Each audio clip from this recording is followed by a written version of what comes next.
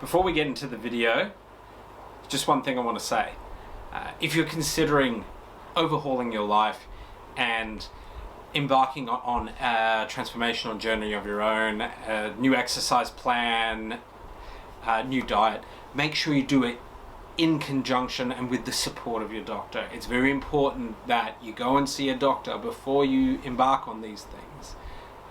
It's awesome that you want to do that, by all means, and I'm sure your doctor is going to be more than happy to support you, but all of our bodies are different and we all react differently to different things, so it's always a really good thing to go and see your doctor first before you embark on this journey.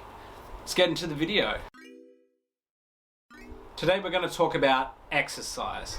So, what exercise did I do over my 12-month period? I'm going to tell you about my weights program, I'm going to tell you about my cardio program. I'm going to tell you from the very beginning to what it currently looks like now, almost 15 months down the track. So let's get into it. First thing, treadmill. Now the treadmill is the easiest thing to understand. It's literally you get on it and you start walking, that's it.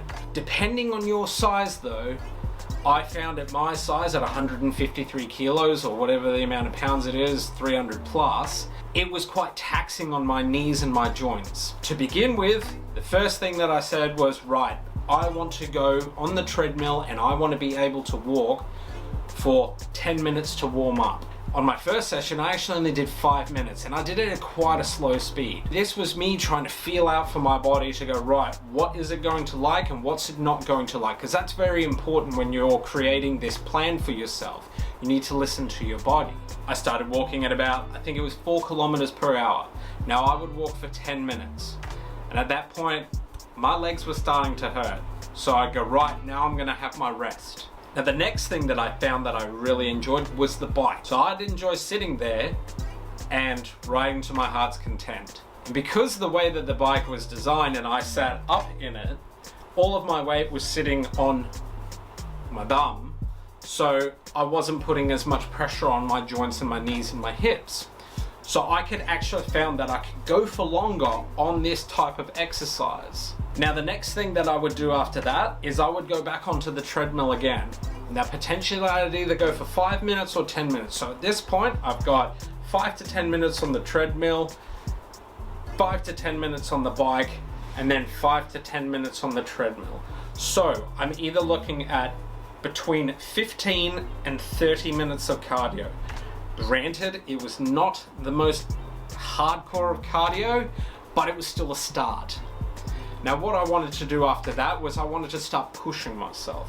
What is going to be the next step for me? So after that, I would incrementally bring up the resistance on the bike and I'd also increase the speed. Now, I'll admit, I did hit a bit of a snag with the treadmill. I found that on my calves, I was getting a pain from basically the amount of weight that I was carrying and then putting the weight on my leg continuously. I found that on my calf muscle on the right hand side of my calves, right and left, I was getting pain. Now that didn't mean that I stopped. It just meant I stopped going on the treadmill. I wasn't getting this amount of pain when I went onto the bike, so I continued on the bike. So for the first almost 12 weeks, my cardio exercise was concentrated purely on the treadmill and the bike. And I was trying to incrementally bring it up. Now the treadmill, obviously, I brought it up a lot slower, as in I would go up maybe 0.1 of a kilometer in speed, a kilometer per hour in speed, every 2 weeks. However, on the bike, I realized that the bike had a maximum setting of 30. Now, if I started on setting 4 and I wanted to ride for 10 minutes, I wanted to be at the end of that 10 minutes on setting 6. So I would be incrementally going up during that workout. And then after 3 weeks, I would start on setting 5 and then go up to setting 7 by the end.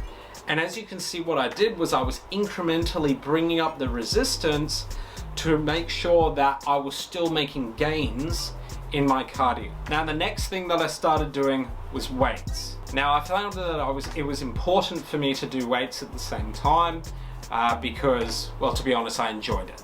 I did. I really enjoyed it. Now, I didn't know where to start. I looked at a dumbbell rack and I had no idea what I was doing. One of the things that I did was I watched people. So whilst I was sitting on the bike, I would watch what people were doing and how they were moving.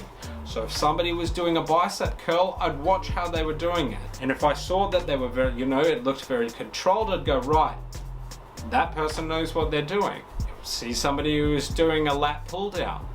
So if somebody's up there and they were yanking it down and looking like an idiot, I'd say, well, okay, I don't think that the way that they're going to be doing it is right. Whereas I'd see somebody else get on it and they'd be nice and controlled, and I could see that the way that their body was moving was in conjunction with the actual machine. So it looked like what they were doing was the right thing. That is one of the important things. And this is what I say to people as well, that people say to me, look, I have no idea where to start.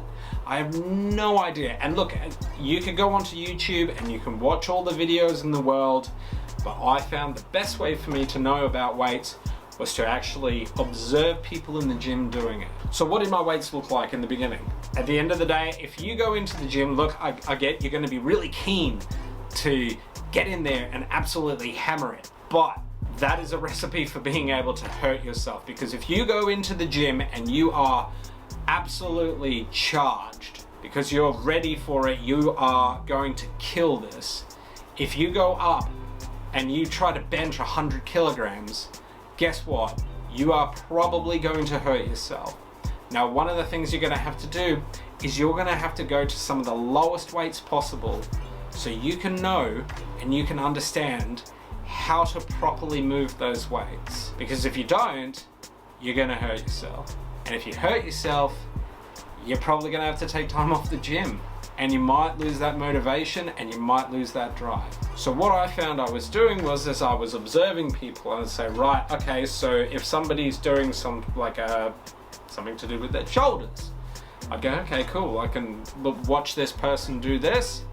Now I will try and do that. And I will go for 1 kilogram dumbbells. So for the first 12 weeks of the 12-month period, it was me concentrating on being able to push that cardio. So pushing upwards on the treadmill, trying to minimize the amount of, pain I was going to give myself in my legs, but really getting into the bike, because the bike was the best way for me personally to continue my cardio without feeling like I was in pain. The biggest thing that I would say to people is listen to your body, and you would be told this by every man and his dog who does anything to do with exercise. Listen to your body, because your body is the one that's going to tell you whether or not it doesn't like it. All right, so first 12 weeks, it was treadmill, bike. That was it. That was my cardio, and I was incrementally going up. Now, every 2 weeks, I was able to push myself even harder. During the 12 weeks as well, my weights, bicep curls, pretty much a staple. So some of the other weights that I was doing was for my legs. So if I was able to strengthen my legs more, simultaneously being able to remove some of this weight, it was going to be beneficial for my joints, it was going to be beneficial for my muscles in my leg, and I was going to have less problems. I will say it wasn't the smoothest of sailing. At one point I did go and see a podiatrist because the pain was pretty bad. I had to get acupuncture and everything, but I didn't stop. I made sure that I changed my workout and I adapted to the situation, and I'll tell you more about that. So those are the 12 weeks. It was the basics. I needed to do cardio because I wanted to lose fat. So cardio is where I got it. So at the 12-week mark, so now we're getting into the next 12 weeks. So we're pushing up to the 6-month mark. Now what I was looking at was I wanted to increase my cardio. My heart rate, I wanted to be able to get my heart rate even higher. And I wanted to be able to push myself even more. And that meant going for longer. So I wanted to increase my endurance. So I took the bike, and instead of riding for 10 minutes, then I started riding for 15 minutes. And then I incorporated my 30-second hell for leather. Basically, at 14 minutes and 30 seconds, I started pumping it as hard as I could. I wanted to go to the point where I was out of breath and I felt like I was going to have an aneurysm. But I wasn't going to have one, because I listened to my body. I wanted to push my body. And that's one of the key things. You need to continue to make sure that you are pushing yourself. So let's talk the following 12 weeks. So we're up to month 4, 5, and 6. So at this point, I started incorporating a rowing machine. And it didn't mean that I brought down one of my other ones and I didn't say, right, that's it, I'll stop doing my 10 minutes on the treadmill and I'll put the 10 minutes into the rowing machine. No, it meant that I added that 10 minutes on the rowing machine on top. So every day I was doing 10 minutes on the treadmill, 15 minutes on the bike, 10 minutes rowing, and then 5 minutes on the treadmill. So my cardio was getting harder because I was increasing my resistance, but at the same time I was increasing the amount of time. So I had to make sure that my endurance was getting better. Right, so the next step for me was to go to free weights. I wanted to get more controlled in my movement, and I wanted to be able to increase the amount of weights that I do and expand the amount of weights that I do. So I want to be able to do these different types of exercises that I wasn't able to do on a machine. And don't get me wrong, a machine serves a good purpose. I still use machines to this day. It's just I wanted to get some different movements into my repertoire and into my actual program that I created for myself. So at this point, I started switching up the different movements. So I wasn't just doing your standard bicep curls. I'd also moved it into utilizing a cable machine. And I love a cable machine. I adore the cable machine. I find it's incredibly versatile.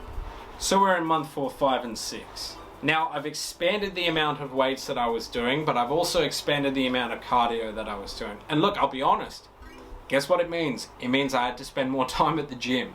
But I was finding that I was starting to really see results.